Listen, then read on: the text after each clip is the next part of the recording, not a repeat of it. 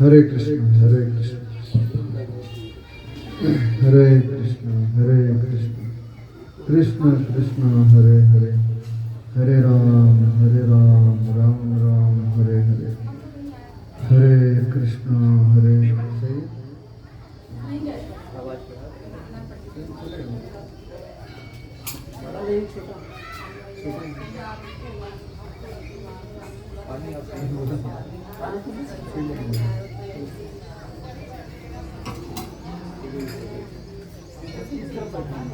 कैसे बैठते हैं लोग? इधर बैठेंगे ऐसे तो इधर बैठेंगे माता जी लोग इधर बैठते हैं मगर लोग किधर जाइए वो भी वहाँ से लगा जब लगा दूसरा बार तो दे नहीं पड़ेगा हाँ भैया ना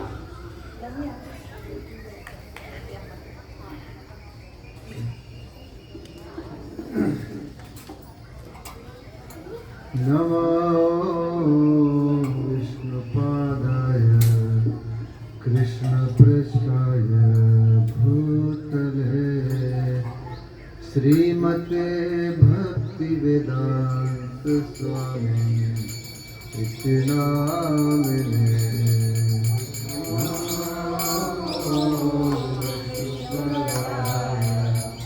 कृष्णपृष्ठाय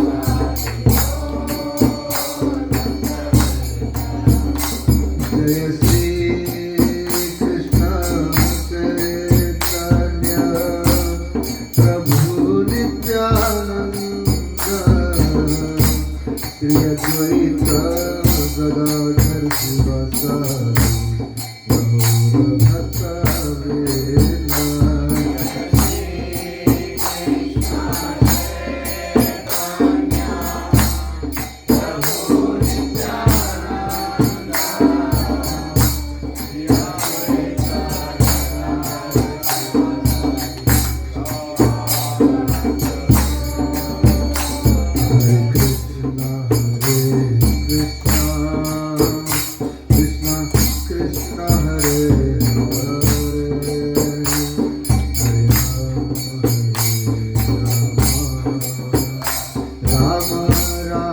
Hare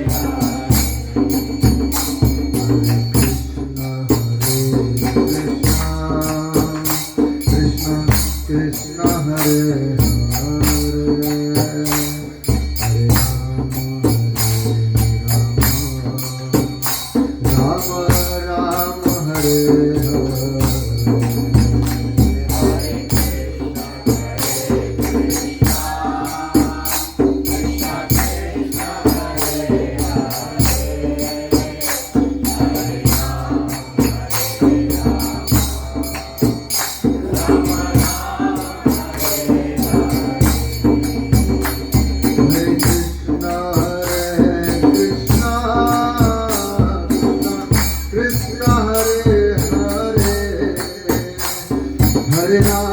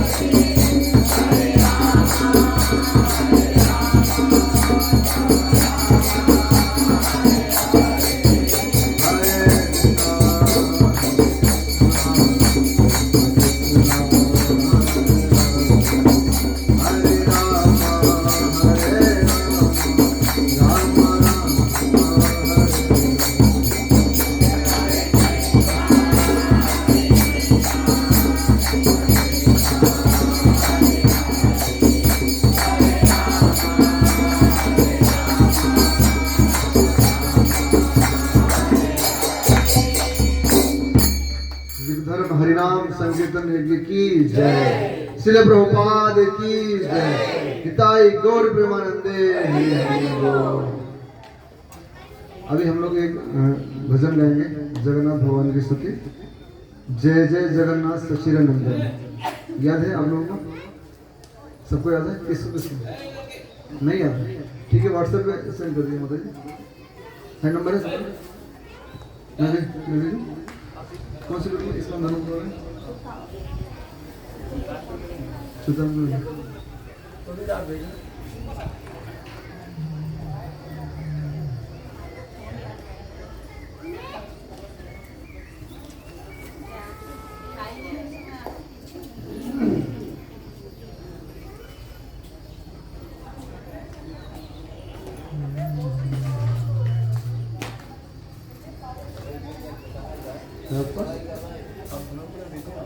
ठीक है।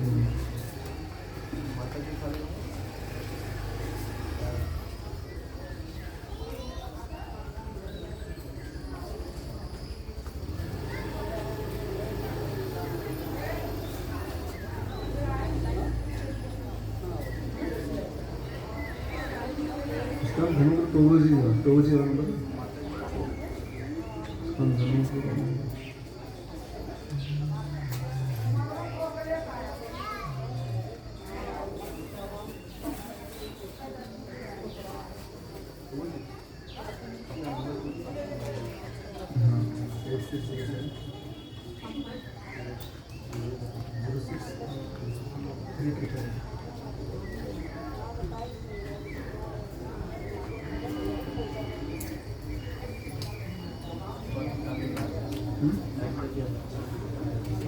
कौन सी ग्रुप स्टूडेंट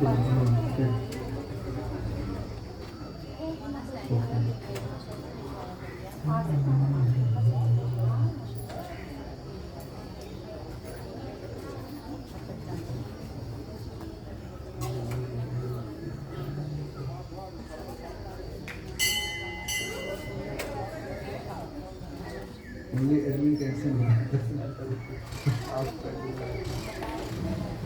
कौन नंबर मुझे इसको अच्छे से आप डाल दीजिए गूगल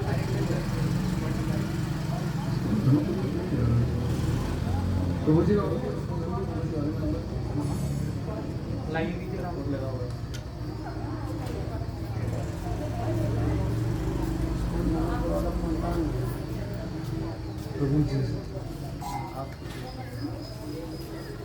रिकॉर्डिंग चालू है आप बन गए ले सकते हो।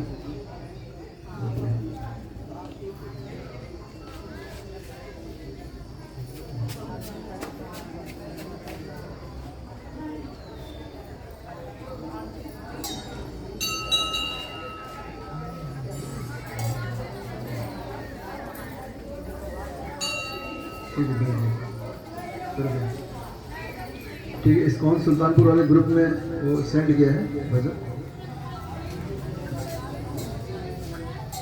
दिख गया सबको? तो कितना बजा लेते हैं अब बजाएं।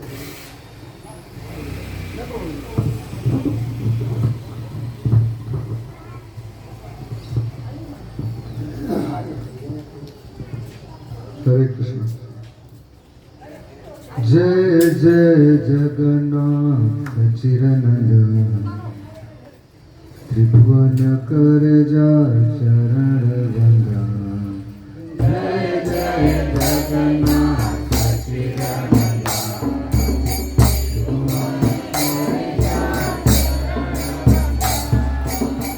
जय जय जगन्नाथ चिरनंद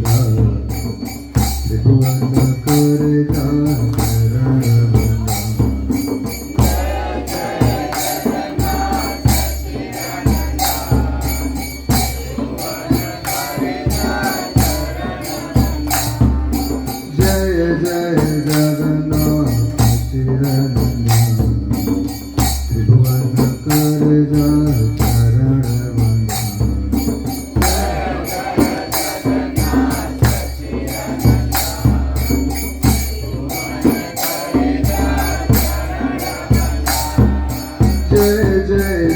जगन्नाथ सचिदानंद त्रिभुवन कर जा चरण वंदन। जय जय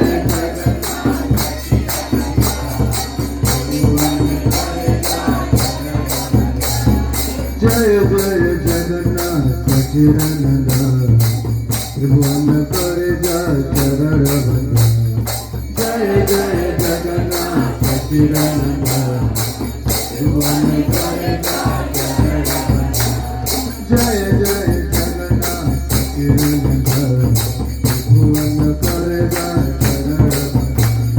जय जय जगन्नाथ सचिदानंद त्रिभुवन कर जा चरण वंदन।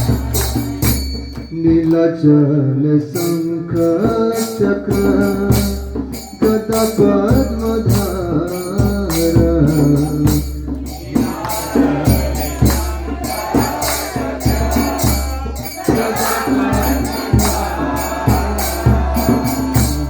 नीलाचल शंख चक्र गदा पद्मधार।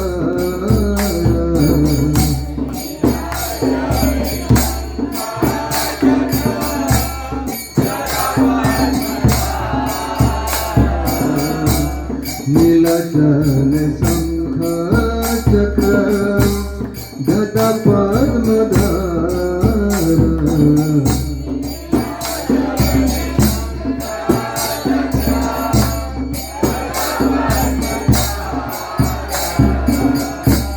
नदिया नगर दंड कमंडलकार।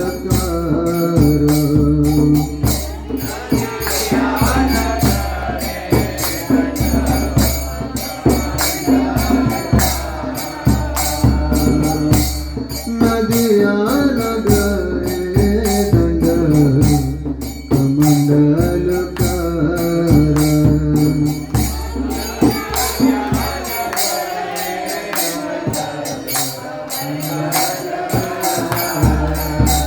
जय जय जगन्नाथ सचिदानंद त्रिभुवन कर जा चरण वंदन।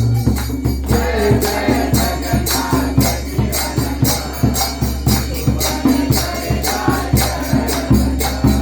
जय जय जगन्नाथ सचिदानंद त्रिभुवन कर जा चरण वंदन।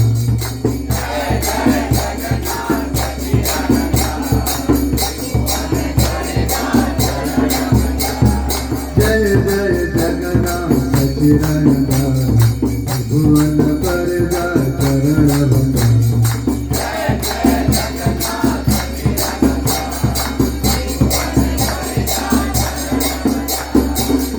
कह बोले पूरबे रावण बधिला।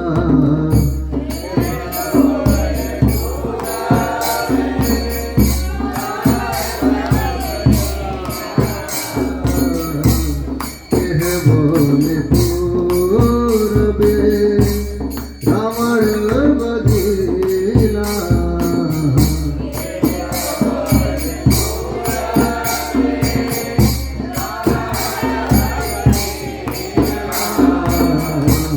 कह बोले पूरबे रावण बधिला।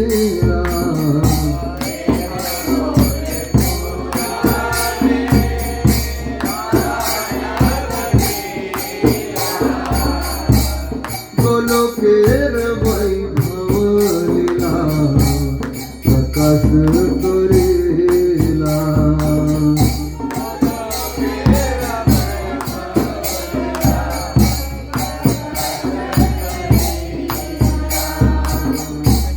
गोलोकेर वैभव लीला प्रकाश करिला।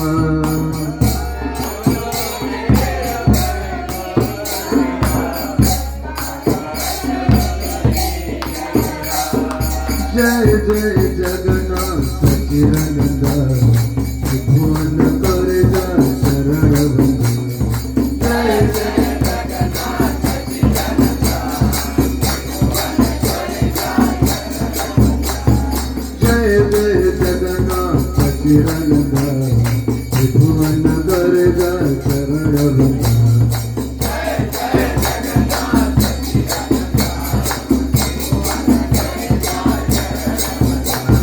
जय जय जगन्नाथ सचिदानंद त्रिभुवन गर्ग चरण वृंदा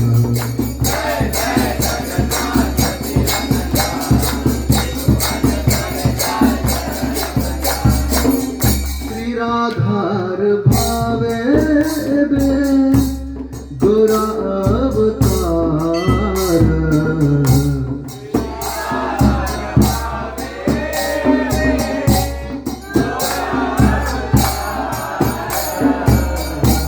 श्री राधार भावे बे गोरा अवतार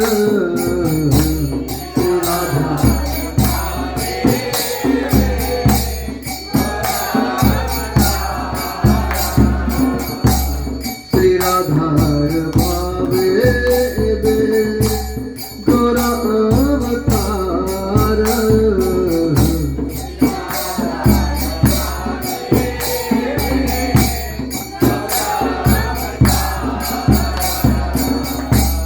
हरे कृष्ण नाम गोरा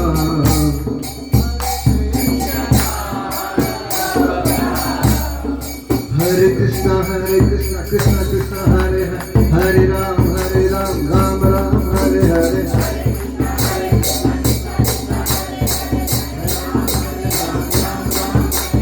हरे कृष्ण कृष्ण कृष्ण हरे हरे राम राम राम हरे हरे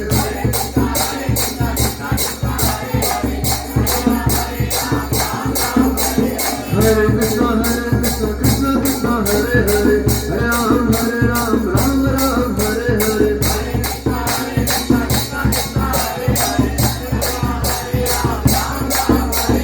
हरे कृष्ण कृष्ण हरे हरे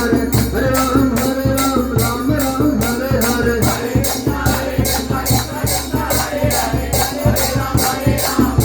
हरे कृष्ण कृष्ण हरे हरे राम राम हरे हरे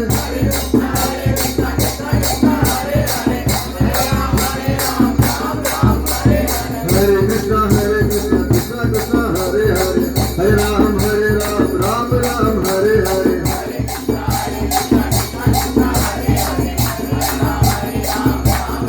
श्री राधार भावे बे गोरा अवतार श्री राधार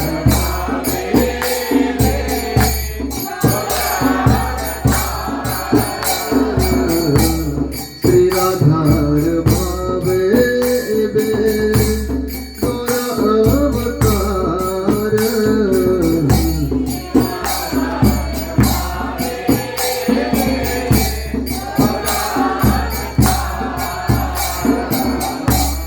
हरे कृष्ण नाम गोरा करिला प्रचार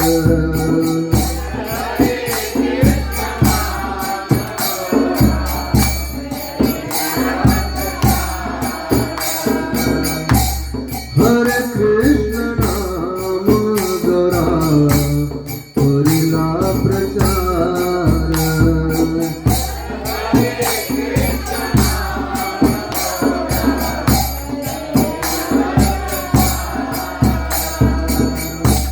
हरे कृष्ण नाम गोरा करिला प्रचार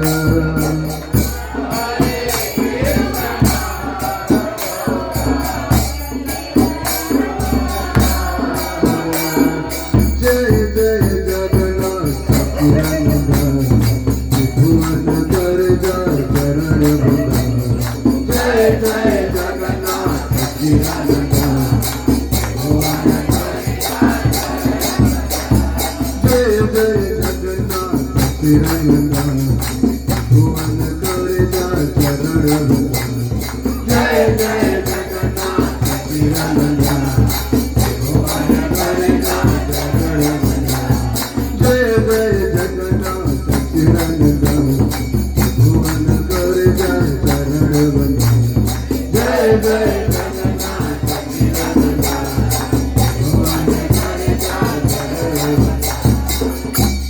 वासुदेव घोष बोले करी जोड़ हाथ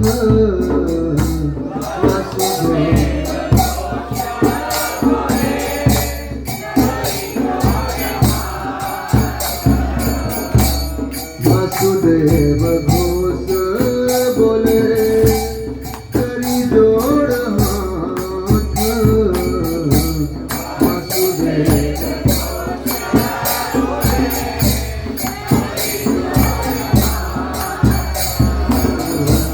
वासुदेव घोष बोले करी जोड़ हाथ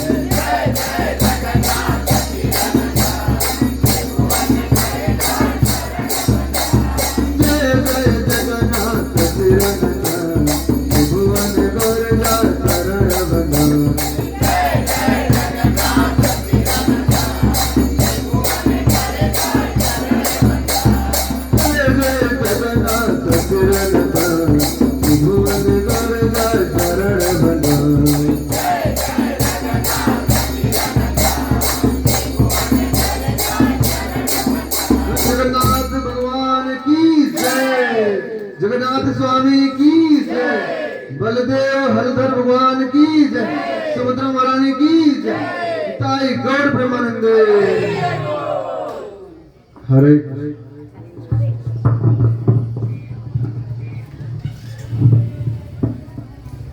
हरे कृष्ण।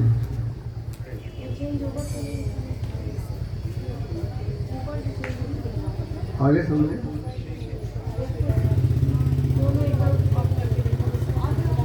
ठीक है, प्रारंभ करते हैं। भगवद गीता है किसी को? भगवद गीता भगवद गीता बताइए।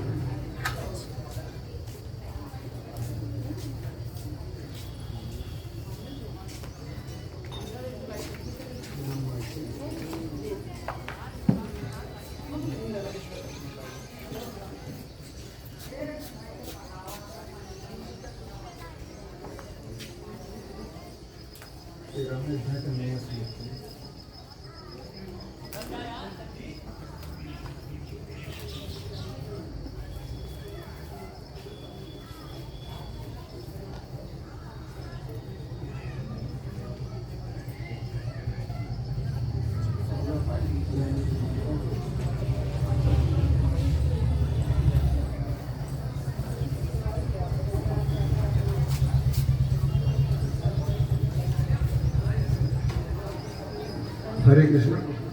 तुम लोग भगवद गीता से एक श्लोक लेंगे, उसके ऊपर चर्चा करेंगे। 13वें अध्याय का 9वां श्लोक है। आप सब लोग पढ़ते होंगे गीता? कितने लोगों ने पढ़ी पूरी? ठीक है, तो इसमें से 13वें अध्याय का 9वां श्लोक लेंगे हम लोग, उससे थोड़ा सा प्रयास करेंगे। इंद्रियार्थेषु वैराग्यम अहंकार एव च जन्म मृत्यु जरा व्याधि दुख दोषानुदर्शनम। इंद्रियार्थेषु वैराग्यम, बोलिए। अहंकार एव च जन्म मृत्यु जरा व्याधि दुख दोषानुदर्शनम। इंद्रियार्थेषु वैराग्यम अनहंकार एव च जन्म मृत्यु जरा व्याधि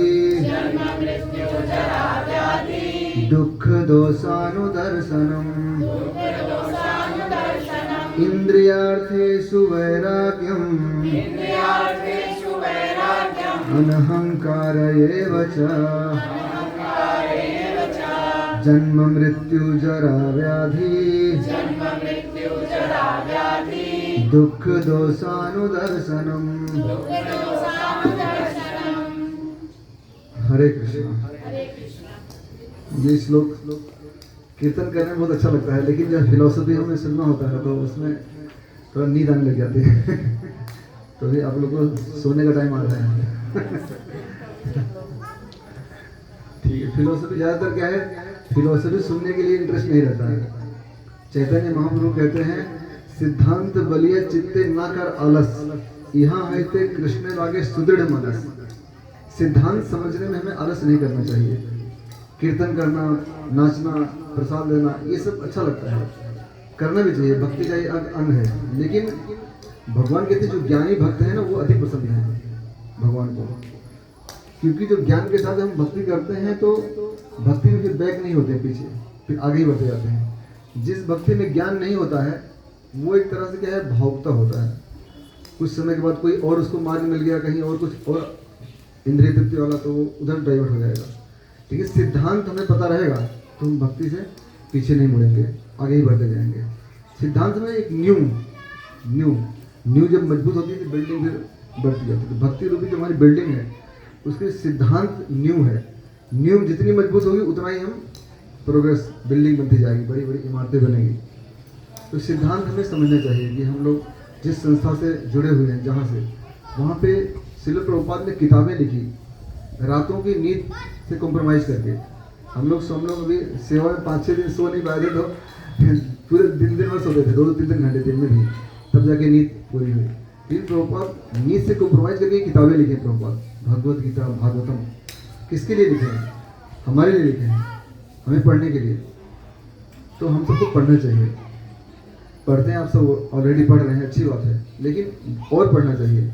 भगवद गीता, भागवतम, चैतन्य चरितामृत, कम से कम ये 3 किताबों को पढ़ने चाहिए हम लोगों को, समय निकाल कर। तो आज हम लोग ये इस श्लोक में क्या है, मुख्य रूप से 4 चीज़ों के बारे में बताया गया है। कौन कौन से? जन्म, मृत्यु, जरा, व्याधि। ठीक है। तो इसके बारे में प्रभुपाद बताते हैं कि अनुदर्शन, हम लोग भक्ति में गंभीरता हमारी कम हो जाती है, या फिर हम कुछ और सोचने लग जाते हैं, ढीले पड़ जाते हैं, कुछ समय बाद एक निरस्ता आ जाती है। क्यों आ जाती है? इसका कारण है कि इसको हम भूल जाते हैं। सामने जो बहुत बड़ा दुख है, जन्म, मृत्यु, जरा, व्याधि, दुख, दोषानुदर्शन। जन्म के क्या दुख है और दोष है, मृत्यु के क्या दुख है और दोष है, बुढ़ापे का दुख क्या है और दोष क्या है, बीमारी में क्या दुख है और दोष है, इसके अनुदर्शन। अनुदर्शन मतलब हमेशा इसको सामने रखना है।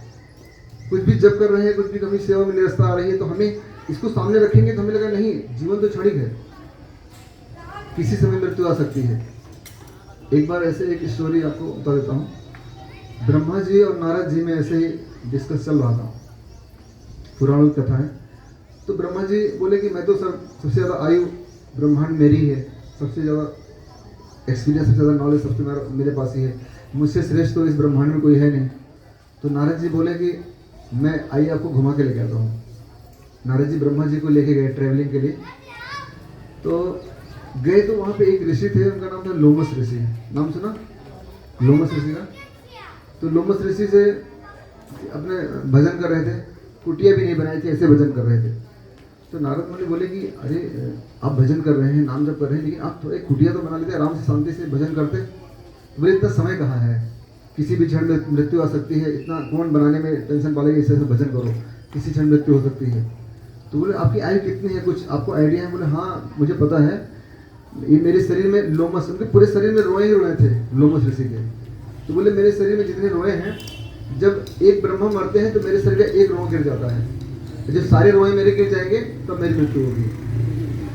ऐसे लोमस ऋषि कह रहे हैं कि जीवन में समय नहीं है भजन करने का। आप सोचिए कितना, और हमारे पास कितना समय है। फिर और आगे गए, यहाँ से यात्रा समाप्त नहीं हुई, ब्रह्मा जी को और आगे लेके जाते हैं। वहाँ पे एक और ऋषि मिलते हैं, उनका नाम होता है अष्टावक्र ऋषि। अष्टावक्र ऋषि, अष्टावक्र मतलब उनका शरीर 8 जगह से मुड़ा हुआ था, इसलिए उनका नाम अष्टावक्र। अष्टावक्र ऋषि के पास जब गए तो वो भजन में तल्लीन थे।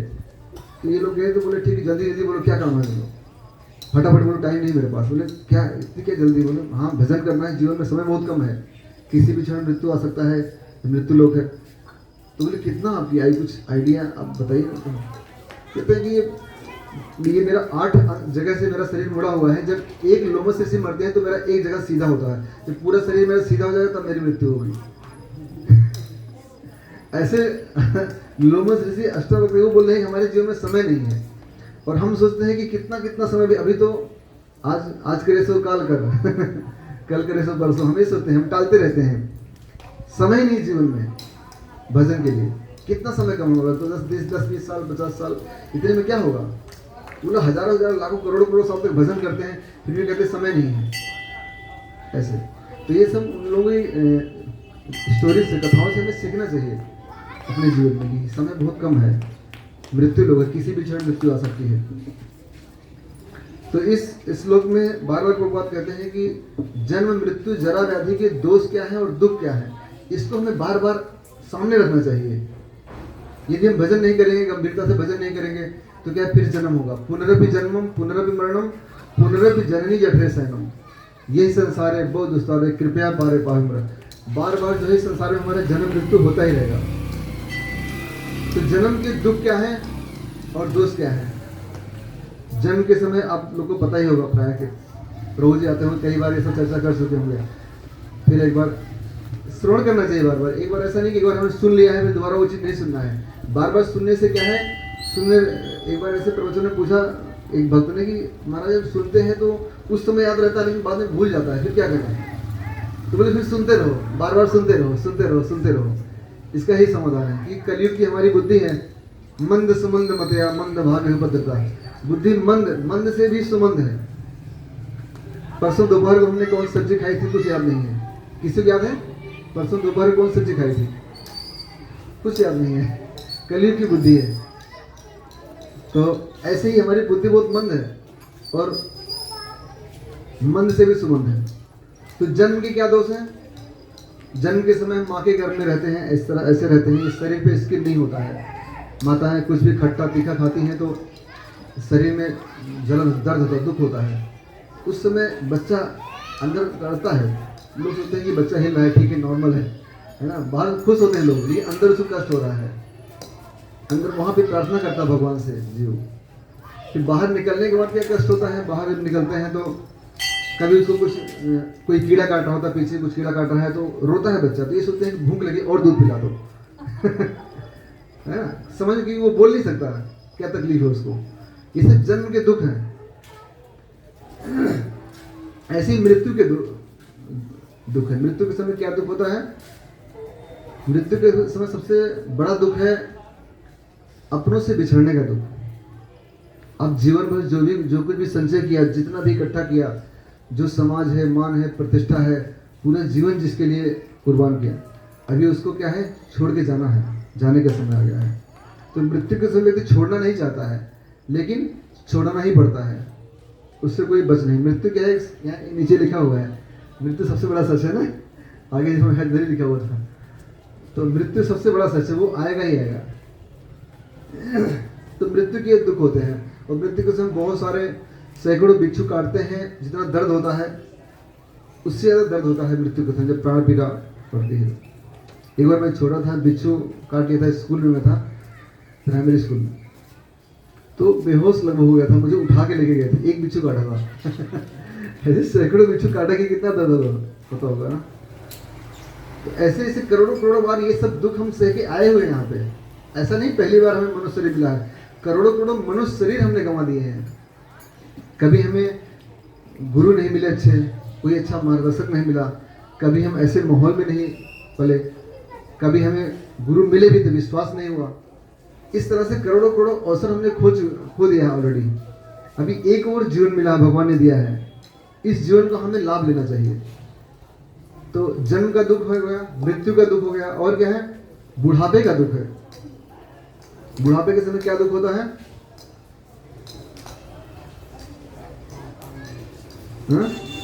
हाँ, एक तो इंद्रियां काम करना बंद कर दी, आँख से दिखाई देना, कान से सुनाई देना कम हो जाता है, घुटने।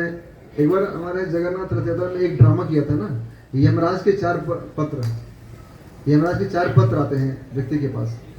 पहला पत्र आता है जब व्यक्ति आंखों से दिखाई देना कम हो जाता है, तो कहते हैं पहला लेटर आ जाता है यमराज का दूसरा के घुटने काम करने जब बंद कर देते हैं, दूसरा लेटर आता है यमराज का। तीसरा लेटर आएगा, फिर अब जबान काम नहीं कर रही है, चल नहीं पा रहे हैं, बेड पे बैठ गए। चौथी बार यमराज खुद आ जाते हैं, बोले 3 लेटर में समझा नहीं, हम खुद चलते हैं तो ऐसे ही पत्र आते हैं यमराज के, अलग अलग संकेत आता है। संकेत को हमें समझना चाहिए कि अब इंद्रियां काम करना बंद कर दी हैं, अब हमें जो कुछ भी समय है। कई लोग तो चश्मा लगाने के, चश्मा लग गया, फिर उसको उस चश्मे से क्या है, मोबाइल देखते रहेंगे, टीवी देखेंगे उसमें। अभी चश्मा लग गया, पता लग गया, अभी भागवत पढ़ो, गीता पढ़ो, इसके लिए ये चश्मा लगा हुआ है। फिर ये चश्मा लगाने के बाद भी रिटायर हो जाएंगे, रिटायर होने के बाद क्या, दुकान खोल के बैठ जाएंगे। तो गवर्नमेंट बोलती है कि अब तुम किसी काम के नहीं हो, अभी जो 5-10 साल जो बचा हो उससे भजन कर लो शांति से, उसमें फिर दुकान खोल के बैठ जाएंगे। इस तरह से बुढ़ापे में भी ये गलत डिसीजन लेते हैं। फिर जीवन का जो कम से कम अंत तो सुधार लो, ऐसे भी बहुत सारे लोग हैं। तो बुढ़ापे का दुख है सबसे बड़ा अपनों से बिछड़ने का दुख। जो भी जीवन में हमने कमाया, जो कुछ भी हमने संचय किया, जो कुछ भी मान प्रतिष्ठा हमने कमाई, उसको छोड़ के जाने का सबसे बड़ा दुख होता है बुढ़ापे में, बुढ़ापे का। और आप बेड पे जब बैठे रहते हैं तो कोई आपके पास बैठना पसंद नहीं करता कि आपसे कोई आके बात करे, टाइम नहीं किसी के पास, दाना पानी मिल गया बस इतना ही पर्याप्त है, कोई बात नहीं करता। तो वो दुख जिनके लिए हमने जीवन दिया पूरा, अभी आज उन लोगों के पास टाइम नहीं हमसे बात करने का, तो ये सबसे बड़ा दुख होता है बुढ़ापे का। लेकिन क्या हर किसी को ये दुख झेलना ही पड़ता है। एक और दुख होता है व्याधि। व्याधि मतलब बीमारियों का दुख। बीमारी भी आती है सबको, बीमारी भी ऐसा नहीं कि अभी पेट में बच्चा रहता वहाँ भी उसको बीमारी हो जाती है, वहीं से बीमारी लग जाती है। फिर बाहर निकल के छोटे छोटे बच्चों को हार्ट अटैक आ रहा है, बीमारी का सबसे बड़ा दुख है। एक बार गुरु महाराज मुंबई में प्रवचन कर रहे थे तो एक व्यक्ति आए, वो अपना कुर्ता उठा के ऐसे दिखा रहे हैं, बाईपास सर्जरी हुआ था, इधर बाईपास सर्जरी कहते हैं, इधर दो बाईपास सर्जरी हुआ महाराज को। महाराज अपने मन में सोच रहे हैं कि दो बाईपास सर्जरी, लेकिन माला अभी नहीं करना, अभी भी नहीं करना है इनको। बाईपास क्या क्या पूरी रेलवे लाइन भी बिछा देंगे तब भी माला नहीं करना। बाईपास मतलब क्या, इसे शहर के बाहर वहाँ जो रोड जाता है उसको बाईपास कहते हैं ना। ऐसे ही इधर जब अंदर कुछ दिक्कत हो जाता है तो बाईपास नली बाहर से निकाल जाता है। तो दो बाईपास सर्जरी होती है, लेकिन माला फिर भी करने को तैयार नहीं है। और उसमें भी एक व्यक्ति थे, एक छोटा बच्चा ऐसे बोल रहा था कि माला करो ये करो। तो बोले तुम क्या सिखाओगे मुझे, तुम्हारे पूरे घर का जितना खर्चा अकेले मेरा तो दवाई खर्चा है। मतलब इसमें भी गर्व है। तो जो एक तो बीमारी है उसमें भी गर्व महसूस हो रहा है कि कितना मेरा अकेले खर्चा है दवा का। तो इस तरह से बीमारी का कितना बड़ा दुख है। और बीमारी का ऐसा दुख है कि क्या, ऐसा दुख तो नरक में भी नहीं होता है। गुरु महाराज कह रहे थे, नरक में क्या दुख है कि आपको कष्ट दिया जाता है। यहाँ पे आपको नरक देखना है तो आप हॉस्पिटल में जाओ, हॉस्पिटल में इमरजेंसी वार्ड जो है हमारी चिल्लाते रहेंगे, उधर आपको नरक की फीलिंग, नरक का आप जो है टेलर देख सकते हैं। ऐसे ही लोग वहाँ तड़पते रहते हैं नरक में। लेकिन एक दुख ऐसा है जो नरक में भी नहीं, यहाँ ज़्यादा दुख है। पता है कौन सा? यहाँ तो क्या है, जब बीमार होते थे इंजेक्शन लगाते हैं, सारे शरीर में चोकते हैं खूब इंजेक्शन, बाद में उसके बाद कष्ट सहने के बाद जो इतना बड़ा बिल आता है ना, ये दुख तो नरक में भी नहीं है ना। नरक में ये दुख नहीं है। यहाँ कष्ट देते हैं तो बिल भी इतना लंबा दे देते हैं, उसका पैसा भी दो, कष्ट दिया उसका पैसा दो। तो ये दुख नरक में नहीं है। तो 4 दुख ऐसे हैं जो हमें इस संसार में सहना ही पड़ेगा। वैसे दुख, नॉर्मल दुख जिसको हम लोग दुख मानते हैं कि किसी को नौकरी का दुख, किसी को छोकरी का दुख, शादी नहीं हुई, किसी का नौकरी नहीं मिली, किसी का धन का दुख है, अलग अलग तरह के दुख हैं। लेकिन ये दुख क्या है, सबके लिए कॉमन नहीं है। ये दुख सबके लिए एक कर्म के अनुसार ये दुख आते हैं, ये दुख सबके लिए अलग अलग हैं। लेकिन जिस दुख की हम चर्चा करें, ये दुख स्थायी है, सबके लिए कॉमन है। चाहे गरीब हो, अमीर हो, गोरा हो, काला हो, कम पढ़ा लिखा हो, ज़्यादा पढ़ा लिखा हो, स्त्री हो, पुरुष हो, बच्चे, बूढ़े, जवान, कोई भी हो, ये दुख सबके लिए आएंगे। चाहे बहुत बड़ा अंबानी क्यों ना हो, उनके पास भी ये दुख आएंगे। जन्म मृत्यु जरा व्याधि के, इस दुख से कोई नहीं बच सकता। बाकी सारे दुख जो है, गरीबी है, मेरी कम, ये सब क्या है, सबके लिए कॉमन नहीं है, ये सबके कर्म के अनुसार मिलते हैं। लेकिन ये दुख सबको आएंगे। कौन कौन से? पहले जन्म का दुख, मृत्यु का दुख, बुढ़ापे का दुख, बीमारी का दुख। और एक दो दुख ऐसे होते हैं जो जिसको कोरिलेटिव दुख कहते हैं। कोरिलेटिव समझते हैं? जैसे एक का दुख है, दूसरे का सुख है।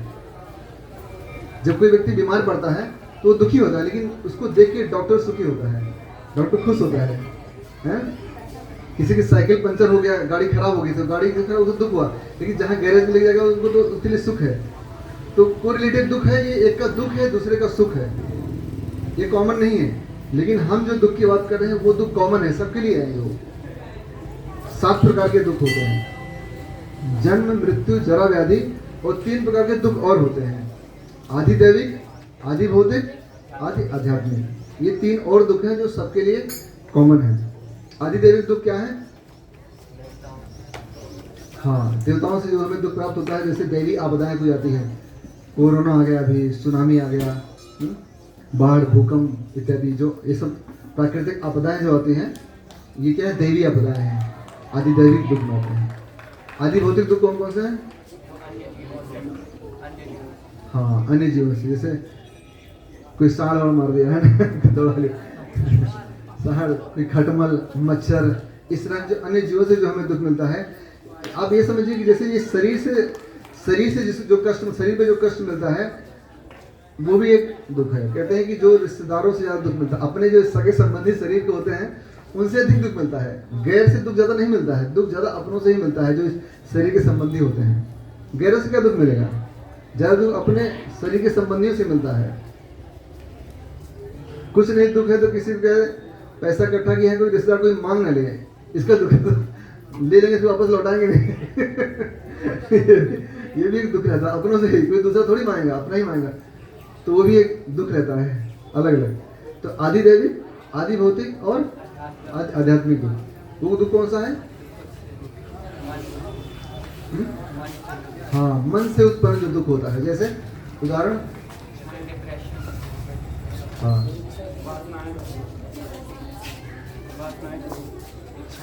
हाँ, जैसे कुछ मन के द्वारा कुछ ऐसी जो भूतकाल में जो घटनाएं घट चुकी हैं उसको लेके सोचता रहा। कोई मर गया है 4 साल 3 साल 4 साल पहले, उसको सोच के रोते रहना। है? कल को हमारे पास पैसा, 5 साल बाद हमारे पास पैसा नहीं रहा तो क्या होगा भाई? 5 साल बाद हम रहेंगे इसका पता नहीं है, लेकिन 5 साल के बाद हमारे पास पैसा नहीं रहा तो क्या होगा, ये सोच के अभी से दुखी हो रहे हैं। ऐसे एक बार हम लोग लखनऊ में पढ़ रहे थे, भैया थे, हमारे साथ एक मित्र थे, इससे बात हुई थे। तो हम लोग खाया, पढ़ाई करके सो गया शांति से, खूब सोते थे, खाते थे शांति से, कुछ टेंशन। और वो सुबह उठ के सोचते थे खाली, वो यार कैसे तुम लोग सोते रहते हो यार, हमें बहुत चिंता होती है, पैसा नहीं है, हमें ट्यूशन पढ़ा के हम लोग काम चला रहे हैं अपना घर कैसे जीवन चलेगा, जीवन के बारे में कुछ सोचते नहीं हो तो ऐसे कुछ लोग है ना, सोचने की आदत, वो सोचते रहते हैं, सोच सोच के ऐसी जो इतने सालों के बाद लोग सोचते हैं इतने साल बाद हमारे जीवन भी नहीं रहेगा, हमारे बच्चे के बच्चे क्या करेंगे। अभी लोग चंद्रमा पे घर लेते हैं ना, मंगल ग्रह पे प्रॉपर्टी प्लॉटिंग कराते हैं, वहाँ पे बुकिंग करवा लिया। एक कोई एक्टर था सुशांत राजू, कहते हैं वो वहाँ पे मंगल ग्रह पे उसने अपना प्रॉपर्टी वो प्लॉटिंग ले करवा लिया था। ये लोग बोलते हैं कि उस पे उस जमीन को आप खुद यूज नहीं कर पाएंगे, आपका बच्चा भी नहीं यूज कर पाएगा, आपके बच्चे का बच्चा उसको यूज कर पाएगा ऐसी प्रॉपर्टी बना रहे हैं और वो लोग बेवकूफ़ बना रहे हैं, सीधा पैसे ले रहे हैं, बेवकूफ़ बना रहे हैं, कुछ नहीं है वैसे वहाँ प्लॉटिंग करवा रहे हैं, कहें आप यूज नहीं कर पाओगे, आपका बेटा भी नहीं, आपके बेटे का बेटा उसको यूज कर पाएगा। तो 3 पीढ़ी के बाद का वो सोच के वो प्लानिंग कर रहे हैं तो इस तरह से मन से जो दुख होता है कि भूतकाल में जो घटनाएं घटी हैं, भविष्य में जो होने वाला है उसको सोच के दुखी होना, प्लानिंग बनाते रहना अनावश्यक, ऐसी प्लानिंग जो कभी पूरी नहीं होगी। तो ये मन के द्वारा उत्पन्न दुख होता है, इसको कहते हैं आदि आध्यात्मिक दुख। ये 7 प्रकार के दुख हैं। कौन कौन से? पहला एक बताइए, कौन कौन बता रहे, एक एक करके बताइए। पहला दुख कौन सा है? जन्म का। दूसरा? तीसरा? बुढ़ापे का दुख। हाँ। चौथा? हाँ, बीमारी का दुख। 5वां? आदि दैविक। छठा? आदि भौतिक। 7वां? आध्यात्मिक। ठीक है, तो ये 7 प्रकार के दुख हैं जो सबके लिए कॉमन है, आएंगे ही आएंगे, कोई रोक नहीं सकता इसको। बाकी जितने भी दुख हैं इसके अलावा वो सब दुख कैसे हैं? कोरिलेटिव दुख हैं, एक का दुख है दूसरे का सुख है, वो सबके लिए कॉमन नहीं है। हर कुछ लोग ऐसे हैं अमीर पैदा होते हैं अमीर ही मर जाते हैं, कभी गरीबी नहीं आती उनके जीवन में, गरीबी नहीं आती है, तो ऐसे भी लोग हैं।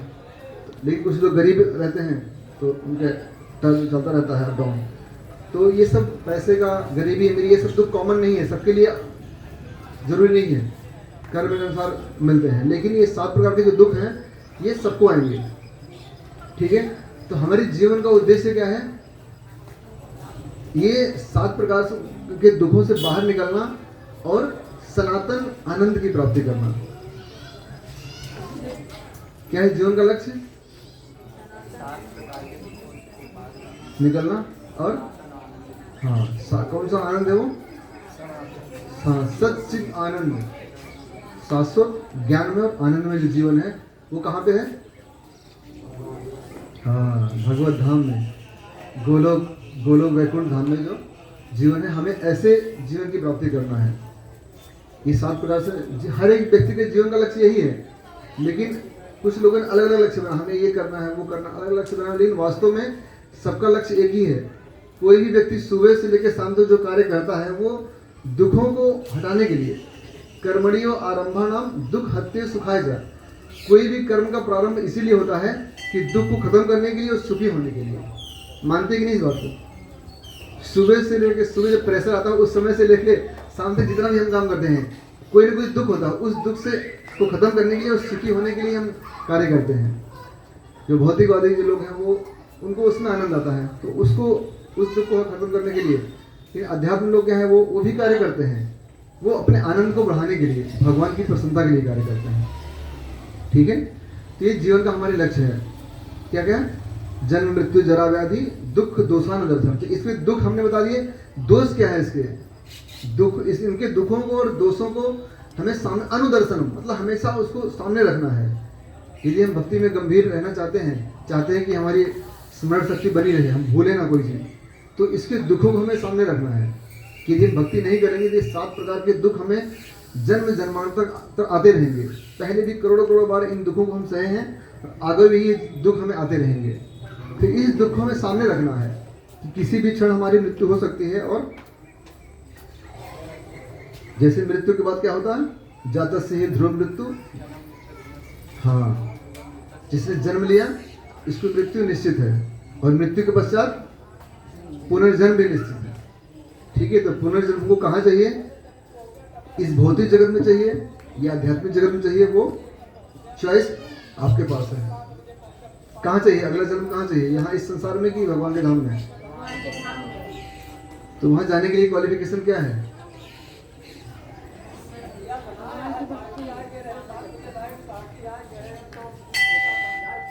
जैसे होता है ना, कोई पढ़ाई करता है व्यक्ति तो एग्जाम होता है। एग्जाम क्या है, तो एग्जाम में पास होंगे तो ही जाएंगे ना भगवत धाम। क्वालिफिकेशन क्या है इसका, क्वेश्चन पेपर क्या है, उसका आंसर क्या है, कैसे पास होंगे हम वहां जाने के लिए। हाँ, और क्या योग्यता क्या है, भगवान कहीं भी जाने के लिए कुछ मूल्य लगता है, कुछ योग्यता होती है ना। हाँ, नाम तो कर ही रहे हैं, सब लोग कर रहे हैं, आप भी कर रहे हैं। आप कर रहे हैं माला, कितने माला है, एक। वहां जाने के लिए क्या है, क्वेश्चन पेपर क्या है और आंसर क्या है।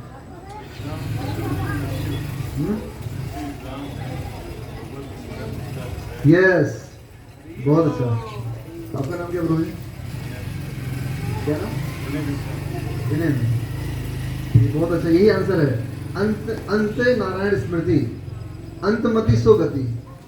गुजरात में ऐसे बोलते हैं, गुजरात में तो गुजराती लोग ऐसे ही बोलते हैं, अंतमति सो गति। अंत में जहां हमारी मति रहेगी वही हमारी अगली गति होगी। ठीक है, तो अंत कब आएगा कुछ पता नहीं है, कि मृत्यु लोग है, किसी भी क्षण हमारी मृत्यु आ सकती है। भगवद गीता में भगवान कहते हैं, अंत काले च मामेव सर्वं मुक्त्वा कलेवरम। और आगे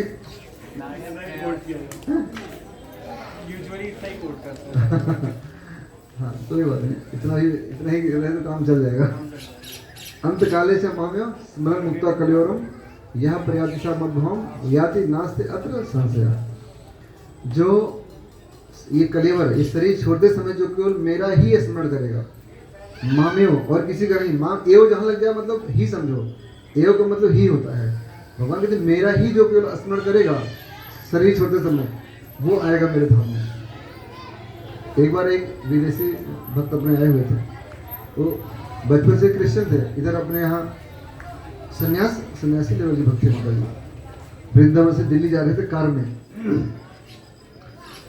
जा रहे थे, तो आगे ट्रक जैसे ब्रेक लगाया और कार इनकी जो है ट्रक के नीचे एकदम घुसने वाली थी पूरी। जोर से जैसे ब्रेक लगाया ड्राइवर ने, ये आगे बैठे थे, ऐसे होते जीसस, ऐसे बोलते हैं, जीसस बोलते हैं, कृष्ण का नाम नहीं आया, लेकिन बचपन से क्या वो संस्कार छपे हुए थे, तो जीसस का नाम है। तो ये हमें सोचना चाहिए कि हम भक्ति में किसी भी लेवल पे हैं, ऐसी परिस्थिति कोई आती तो हमारे मुख से क्या नाम निकलता है। गाड़ी चलाते हैं, ब्रेक लगाते हैं, पूरा दांत पीस देंगे, सब कुछ कर देंगे, लेकिन नाम नहीं निकलेगा भगवान का, कुछ भी ऐसा होगा तो ऐसी कंडीशन में हमारे मुंह से कृष्ण का नाम आ रहा है कि नहीं आ रहा है, ये हमें अभ्यास करना है। ये सब चीज़ें क्या है, प्रैक्टिस करने की चीज़ें हैं। तो अंत के समय में किसी भी क्षण मृत्यु, कभी अभी आजकल का तो कृत्रिम जीवन ऐसा है, कोई भी आप रोड से जा रहे हो, कभी कोई बड़ी गाड़ी मार दिया ठक्कर, तुरंत काम खत्म। तो हर समय हमें भगवत स्मृति में रहना है, नहीं तो बड़े बड़े हाई लेवल के भक्त भी इस तरह से उस समय नहीं आ रहा था भगवान का नाम। एक बार सेलम में हमारे गुरुकुल है, वहाँ पे एक टीचर थे, ब्रह्मचारी थे, वो टीचर पढ़ा रहे थे बच्चों को, सब बच्चों को ही सिखा रहे थे कि अंतकाले जमाओ ये उसमें हर समय, और उन बच्चों को प्रैक्टिस कराता है। इसी चलते से कहीं गिर गए, ठोकर लग गया तो कृष्ण का नाम आएगा। वो बच्चे ऐसे प्रैक्टिस करते हैं, इस तरह से कृष्ण का नाम निकलना है गुरुकुल में। तो वो बच्चों को सिखाते थे, क्लास लेते थे, लेकिन जब वो खुद बीमार पड़ गए, 104 डिग्री का बुखार हो गया, तो अभी क्या अम्मा पापा ऐसे बोल रहे हैं इस तरह से बोल रहे हैं। और सारे डिवोटीज उनको उठा के लेके गए हॉस्पिटल, ले गए, अम्मा पापा ये सब बोले जा रहे हैं पूरा दिमाग में। डॉक्टर देखा इतने सारे भक्त लोग लेके आए हैं, तो डॉक्टर ने बोला don't worry Krishna will help you. जब डॉक्टर जब बोलता है कि don't worry Krishna will help you, तब उनको याद आएगा हाँ कृष्णा हरे कृष्णा, फिर बोलने लगे। ऐसे ही कभी कभी होता है, कुछ परिस्थिति ऐसे आती है हम भगवान को भूल जाते हैं। अत्यधिक दुख आता है या अत्यधिक सुख आता है जीवन में, कभी घर में शादी ब्याह पड़ता है तो कितने लोग याद करते हैं, डीजे चल रहा होता है, नाच रहे होते हैं वहाँ पे, तो कितने लोग भगवान को याद करते हैं। ऐसे बहुत अधिक सुख का कोई भौतिक सुख का कोई लेवल होता है या दुख का, तो हम भूल जाते हैं भगवान को। ये सब चीज़ें हमें अभ्यास करना है कि अंत में, क्योंकि क्वेश्चन पेपर वही है और आंसर, क्वेश्चन आंसर दोनों आउट है। क्वेश्चन में ऐसा एग्जाम है वो जिससे क्वेश्चन भी आउट है, आंसर भी आउट है। क्वेश्चन क्या है? भगवान के धाम में हम लोग कैसे जाए, भगवान को कैसे प्राप्त करें। और आंसर क्या आउट है कि जो है हर समय भगवान का स्मरण अंतर में रहे। कोई भी परिस्थिति आए कि मतलब मृत्यु कब आएगी किसी को नहीं पता है, कोई भी परिस्थिति हो तो हमारे अंदर चित्त में भगवान श्री कृष्ण का ही वास है। सब पता होने के बावजूद ऐसी मति भ्रम है, ऐसा भ्रम है, आदमी इसी में लग जाता है। सबसे चीज तो यही है। क्वेश्चन ये है कि अंत में भगवान की स्मृति होनी चाहिए। अंते नारायण स्मृति, अंत में कृष्ण का नाम निकलना चाहिए। ये आंसर है भगवान का स्मरण करने के लिए। क्वेश्चन आंसर यही कि अंत में भगवान का नाम निकलना है। अगर ऐसा हुआ तो हम भगवान के धाम जाना हमारा फिक्स रहेगा। लेकिन वो नाम नहीं निकला तो क्या है, क्योंकि नाम स्वयं कृष्ण है। नाम कैसे, कौन सा श्लोक है? हाँ, कली काले नाम रूप में कृष्ण होता, कली काले नहीं, ऐसे नहीं। हाँ, अभिनत्वात् नाम नामिनी, नाम चिंतामणि कृष्ण चैतन्य रस विग्रह, पूर्ण शुद्धो नित्य मुक्तो अभिन्नत्वात् नाम नामिनी। ये नाम जो है भगवान का कृष्ण चैतन्य रस विग्रह है, ये पूर्ण शुद्ध है। ये भगवान के नाम में कोई भी अशुद्धि नहीं है, ये पूर्ण शुद्ध और नित्य मुक्त है। अभिन्नता और नाम और नामी में कोई भेद नहीं है।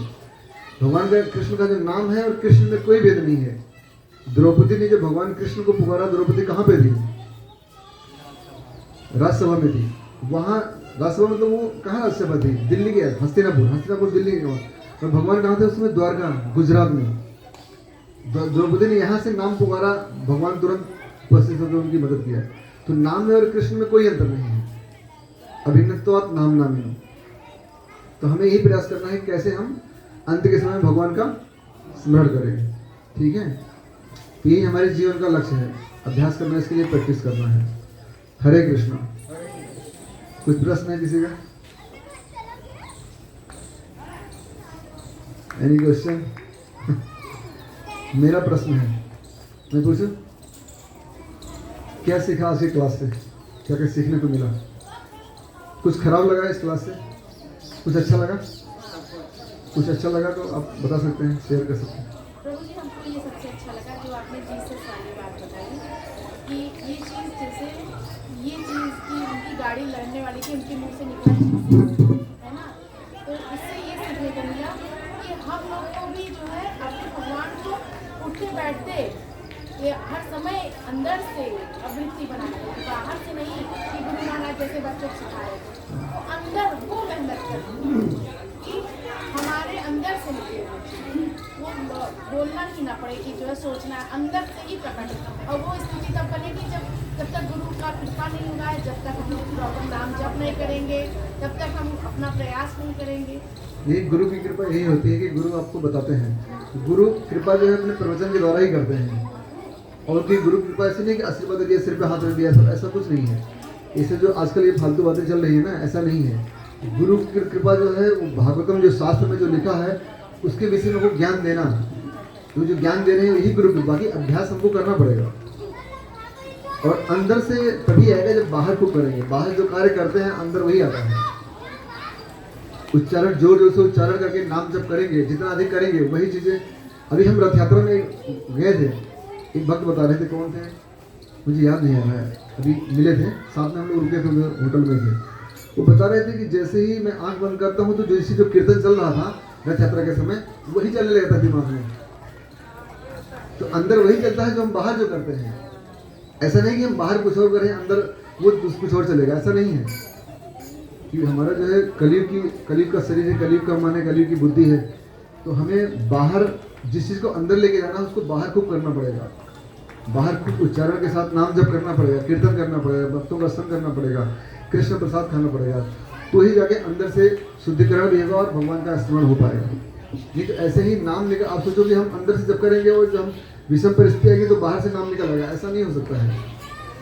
खुद जब करते रहेंगे तो ही वही नाम निकलेगा उस समय भी। ठीक है, और कुछ किसी को कुछ सुझाव है किसी का? और क्या सीखने को मिला आज की क्लास से? माइंड को रिप्ले कीजिए, दिमाग को फील। नहीं तो क्या होता है कि श्रवण कीर्तन के बाद स्मरण होता है, स्मरण वो बहुत जरूरी है। नहीं तो अभी यहाँ सुनेंगे फिर घर जाके सो जाएंगे फिर भूल जाएंगे, यही होता है ना। हमारी बुद्धि बहुत कलयुग की है। और क्या सीखने को मिला?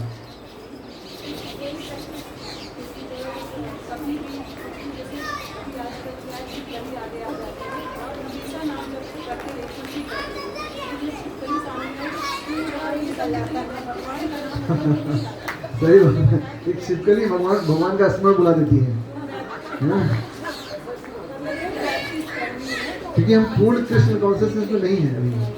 हम जो कच्ची अवस्था में, साधक अवस्था में है, अभी शुद्ध भक्ति नहीं है। साधक अवस्था में, प्रारंभिक अवस्था में, इनिशियल स्टेज है हमारा। तो हमें इसलिए और गंभीर होना चाहिए, नहीं हो सकता है। तीव्र भक्ति होगी, तीव्र भक्ति को तीव्र करना पड़ेगा।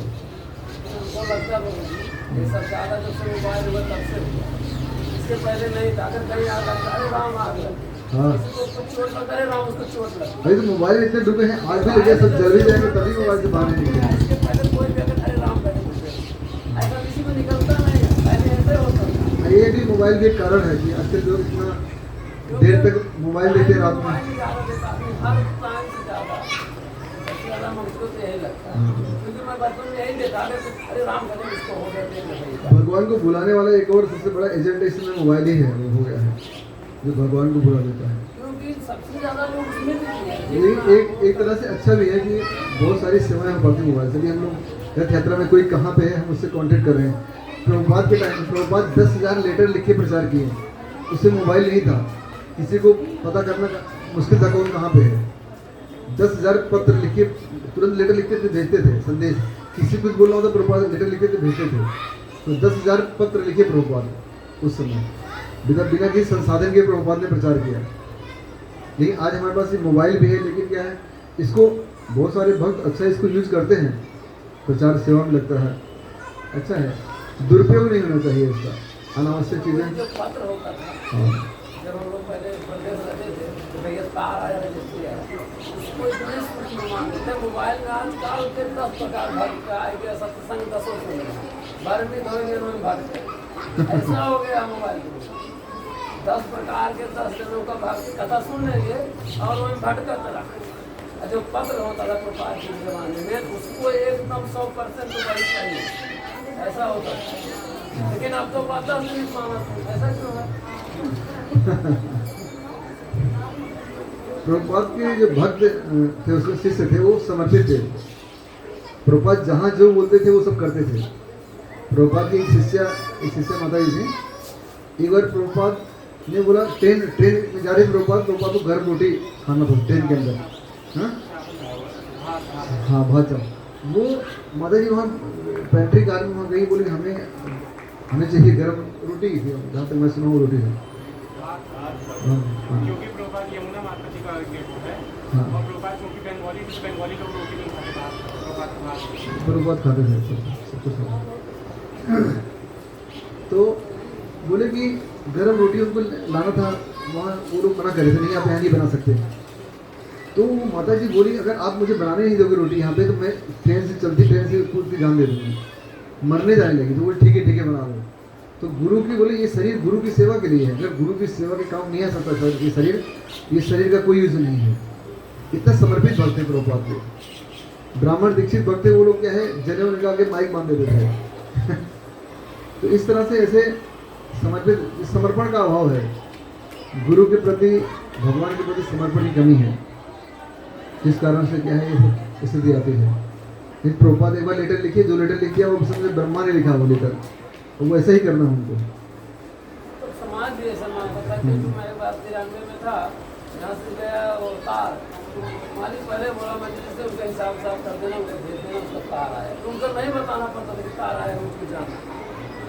इतना समर्पण होता था कि उनको मालिक को भी यही पता था कि इसको जाना तार आया तो मैंने उसे।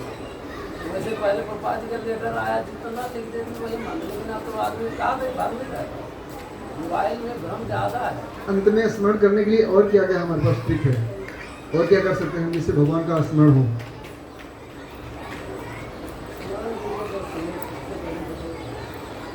नाम जप, जीव जप और सेवा, तीनों अगर जागृति हरदम रहे तो भगवान का स्मृति रहे। तीनों में एक भी खो दिए तब तो नहीं रहे। मंगल प्रभु बता रहे हैं कि जो सेवा है, जो प्रचार कार्य है, इसमें हमें अपने आप को अधिक से अधिक इंगेज करना है। कि भगवान की क्या है, जो कोई कंपनी है, कंपनी का जो मार्केटिंग डिपार्टमेंट होता है ना, वो कंपनी को बहुत प्रिय होता है, क्योंकि पैसा वहीं मार्केट से ही आता है। सब लोग माल बना रहे हैं, पैकिंग हो रहा है, सब कुछ हो रहा है, लेकिन पैसा ही नहीं आएगा तो किसी को सैलरी नहीं मिलेगी। लेकिन मार्केटिंग डिपार्टमेंट सबसे इम्पोर्टेंट डिपार्टमेंट। तो भगवान के जो प्रचारक भक्त हैं, भगवान को सबसे अधिक प्रिय हैं। यदि भक्ति का कोई शॉर्टकट है तो क्या है? प्रचारक बन जाओ वैसे कहते हैं कि भक्ति का कोई शॉर्टकट नहीं है, लेकिन एक शॉर्टकट है, प्रचारक बन जाओ। नहीं तो करोड़ों करोड़ जन्म भक्ति करना पड़ेगा क्योंकि एक जन्म में दिए, हालांकि इस लेवल पहुंचने के बाद भी अंत में कुछ और नाम आता है, भगवान का नाम आता नहीं है। तो प्रचार में अपने आप को अधिक से अधिक इंगेज करो।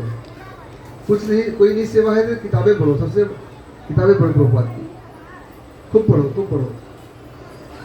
जो यंग लोग हैं, गीता को हमेशा साथ में रखें, गीता से शादी कर लो मतलब एक घोर के पी जाएगा श्लोक, 700 श्लोक पूरा, कहीं भी रहो, बस में जा रहे हो, कहीं भी उठा के पढ़ लिया श्लोक श्रद्धा फलवा तत्व कभी भी। तो इस तरह से भगवत गीता, भागवतम, चैतन्य चरितामृत, इन ग्रंथों को खूब पढ़ना है। कोई सेवा है तो भी, नहीं है तो भी समय निकाल के पढ़ते रहना है, क्योंकि अब हम 1 घंटे में कोई भी व्यक्ति क्या बता सकता है, वो कितना बताएगा। यानी किताबें पढ़ेंगे, अब डायरेक्ट आपको ये लगेगा कि प्रभुपाद डायरेक्ट हमसे कुछ बोल रहे हैं। अभी जो भी हमने चर्चा किया, बातें किया, प्रभुपाद की किताबों से ही हमने, बाहर से कुछ लिया हमने, बाहर से कुछ नहीं।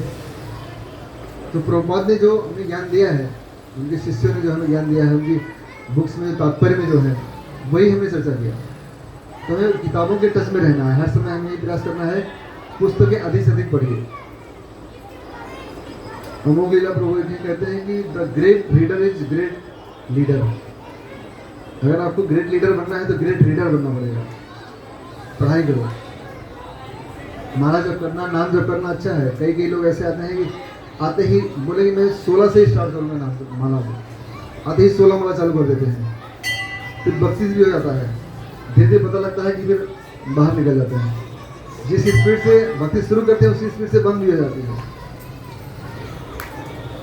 तो एक बार ऐसे भक्ति विकास महाराज थे वहाँ पे गुजरात में, एक भक्त ऐसे थे, वो बहुत नॉलेज था, बहुत सारे श्लोक उनके याद थे, बहुत सारी किताबें पढ़ते, प्रवचन बहुत अच्छा देते थे, कीर्तन अच्छा करते थे, लेक्चर अच्छा देते थे। लेकिन जब सब उनके बारे में महाराज को बता रहे थे कि वो भक्त बहुत अच्छा है, बहुत अच्छा प्रवचन करता है, इतने सारे लोग इकट्ठा होते हैं, सब आते हैं, तो महाराज ने बोला क्या मंगला आरती में आता हूँ? तो बोले नहीं, मंगला आरती में तो नहीं आता है, तो नहीं चलेगा। तो प्रभुपाद का आदेश है कि ये मंगला आरती, मॉर्निंग प्रोग्राम्स जो है, ब्रह्म मुहूर्त में उठ के साधना करना ये बहुत जरूरी है। अगर हम मंगला कम से कम सप्ताह में 1 दिन, हर रोज नहीं कर सकते, 1 दिन 2 दिन मंगला आरती जरूर अटेंड करना। अगर मंदिर नहीं आ सकते अपने घर में कीजिए, घर में ऐसी व्यवस्था बनाइए कि मंगला आरती घर में करें।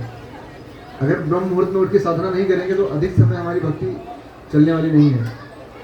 ब्रह्म मुहूर्त में साधना करना बहुत जरूरी है। आजकल क्या है, देर तक सो के उठने का फैशन हो गया है ना। एक फैशन है कि देर तक सो के उठना 8 बजे तक। एक बार हम लोग बहुत छोटे छोटे थे, गाँव गए थे कि बारात में, किसी बारात में, तो कुछ लोग क्या है जल्दी सो के उठ गए। तो मामा थे हमारे, वो बोले कि सो जा चुपचाप। नहीं, ये लोग सोचेंगे सुबह उठ के क्या है भैंस को चारा डालने की आदत पड़ी, सो के उठ गए। तो ऐसे ही जो है जल्दी जो उठ जाते हैं उसको भी लोग सोचते हैं ये क्यों जल्दी उठ गए।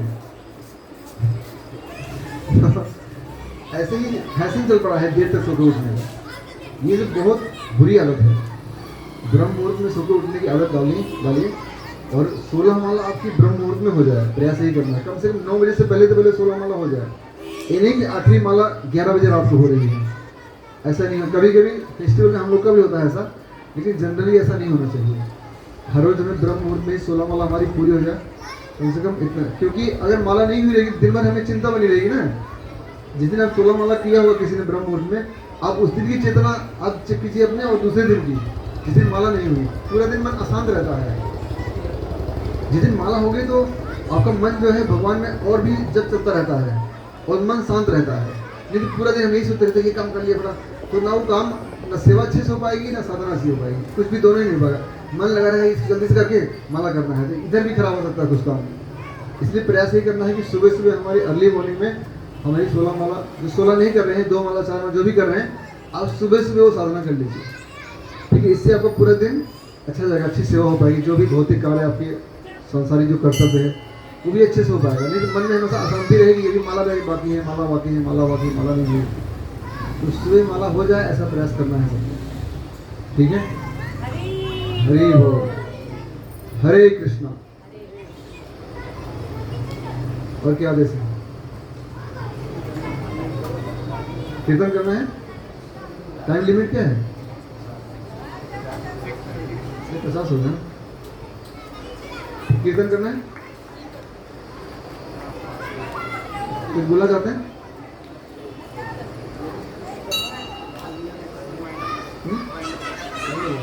कीर्तन नहीं करना है। अच्छा,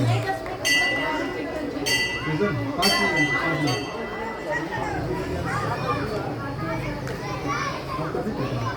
आप करते हो कीर्तन? गा सकते हो?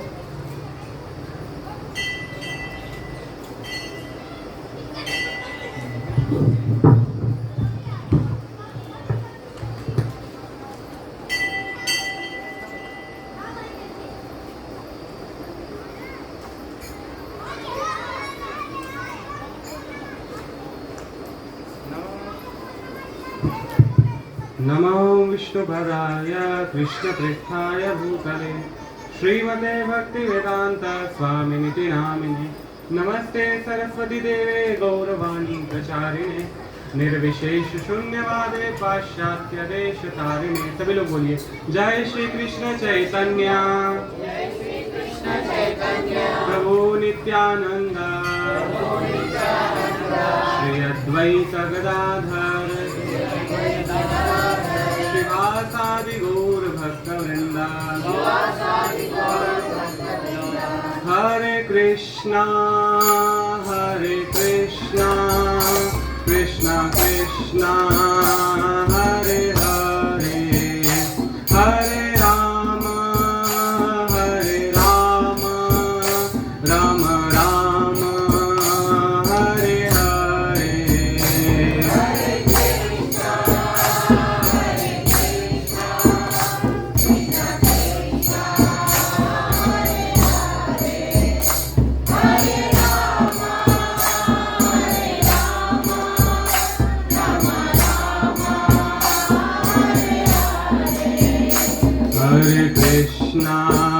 हरे कृष्णा कृष्णा कृष्णा हरे हरे, हरे Ram Ram Ram Hare Hare.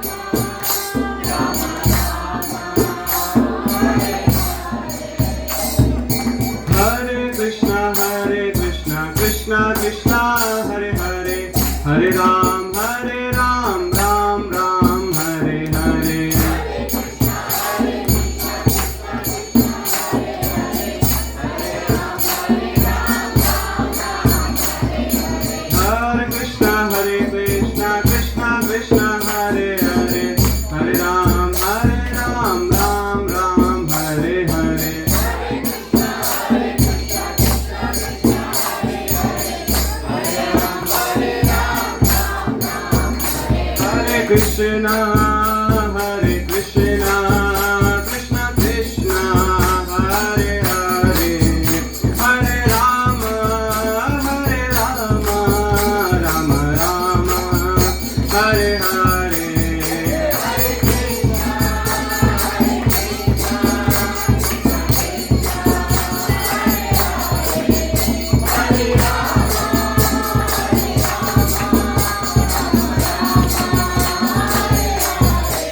Hare Krishna Krishna Krishna Hare Hare Hare Ram Ram Ram Hare Hare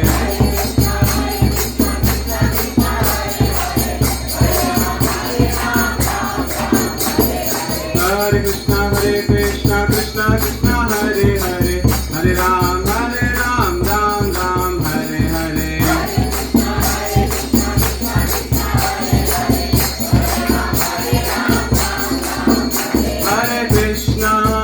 Hare Krishna Krishna Krishna Hare Hare Hare Rama Rama Hare Hare Hare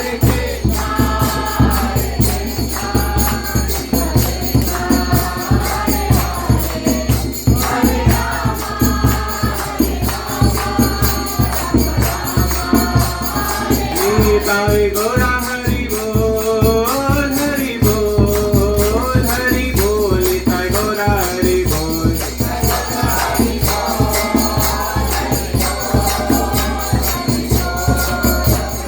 Nitai Gaura Hari Bol Hari Bol Hari Bol Nitai Gaura Hari Bol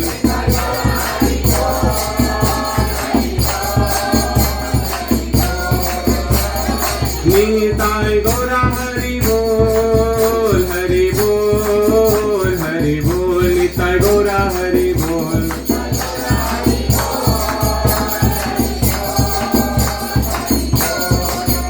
Jaya Jaya Prabhupada Prabhupada Prabhupada Jaya Jaya Prabhupada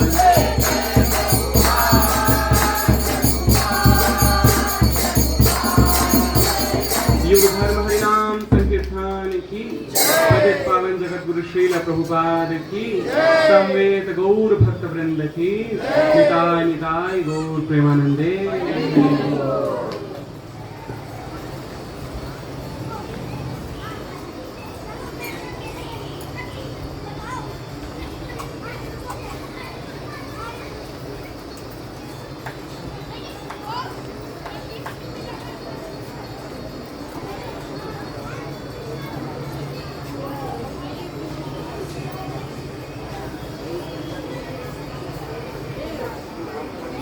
सब